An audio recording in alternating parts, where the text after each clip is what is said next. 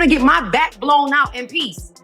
You think I got time to talk about a divorce that's a year old? No one expected the courtroom to go completely quiet that day. Everyone assumed it would be a typical custody hearing between Teyana Taylor and Iman Shumpert over their daughter, Junie. People were prepared for legal jargon, some back and forth, arguing between lawyers, and a few tense exchanges about who made the better parent. But then the judge asked one simple question that stopped everything.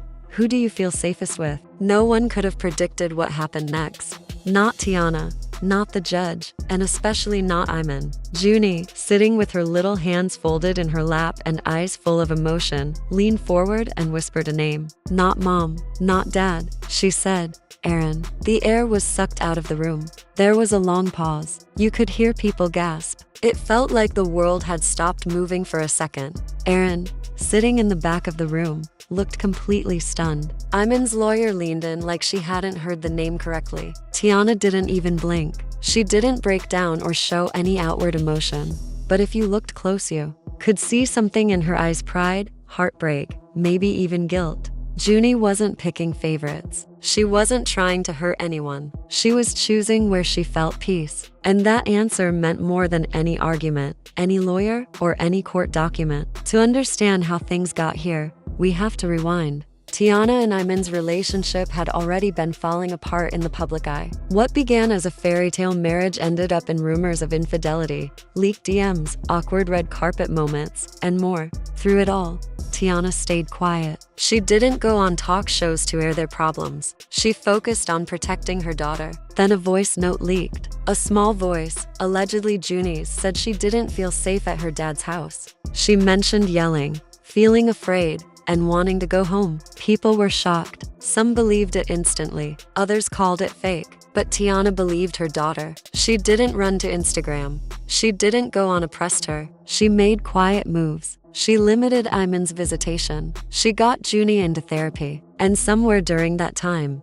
Pierre showed up. Aaron wasn't flashy. He wasn't a celebrity rebound or someone chasing attention. He was calm, gentle, respectful. Fans only noticed him when he popped up in the background of a video from Junie's recital, then again at a museum, then holding her hand at a local event. No big public statements, no new man headlines, but insiders noticed Junie calling him AB, a nickname she made up herself. It wasn't forced. It was natural. Aaron showed up for the little moments. Parent-teacher meetings, bedtime stories, dealing with fevers in the middle of the night. He wasn't replacing anyone. He was just there. Meanwhile, Iman stayed distant. He posted old photos with Junie but didn't address the leaked voice note. He didn't respond to growing concerns. Instead, he seemed to believe Teyana was just bitter, trying to poison their daughter against him. Things came to a head when Teyana formally requested full custody. Her legal team presented proof texts, records, therapist reports. Still,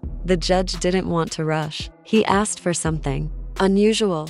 A private conversation with Junie. No lawyers, no parents, just truth. What was supposed to stay private leaked. A court clerk anonymously told reporters what happened. The judge asked Junie simple questions, and when he asked her where she felt safest, she said one word: Aaron. The internet went wild. Some praised Junie's bravery. Others criticized Teyana for letting another man get so close. But people close to the family knew better. Junie wasn't manipulated. She was healing. Her teachers saw the change. She was smiling more. Her artwork wasn't dark anymore. She laughed more. She danced again. That's not manipulation. That's peace. Iman was furious. He stormed out of court, pride shattered. In his mind, he had been replaced. But the truth is, no one replaced him. He just stopped showing up. And someone else quietly stepped in with love, patience, and care. Junie didn't choose Aaron to hurt anyone. She chose him to protect her own peace. And in that soft, powerful moment, she showed more strength than anyone in the courtroom.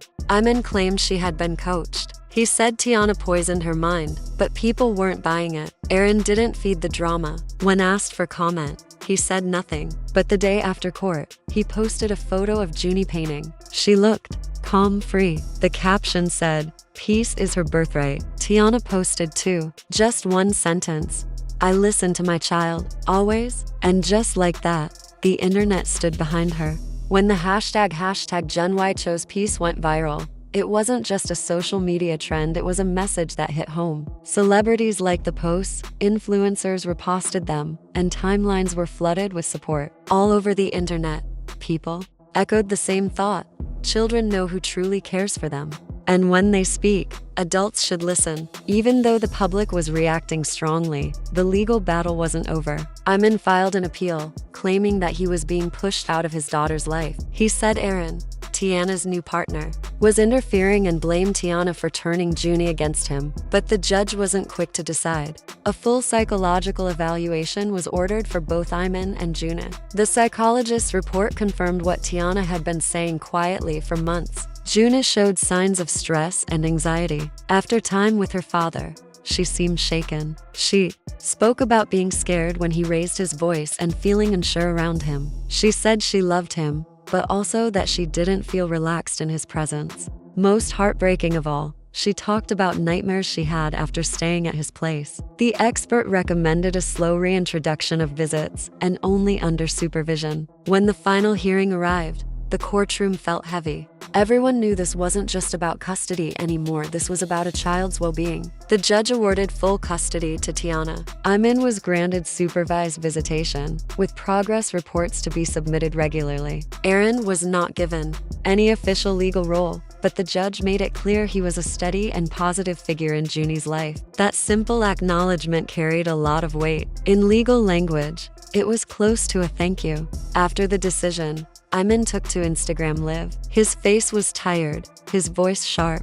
"I didn't lose my daughter," he said, looking directly into the camera. "I'm still her dad." But many viewers weren't moved. The comments told a different story. In the face of a child's fear, silence can speak louder than denial. And in this case, Iman's silence about the serious concerns surrounding Junie spoke volumes. Teyana and Aaron didn't celebrate publicly. They didn't share their side of the story in interviews or use the moment to throw shade. They stayed focused on Junie. They stayed present. They kept building the stable environment she needed. This was never about winning. For Teyana,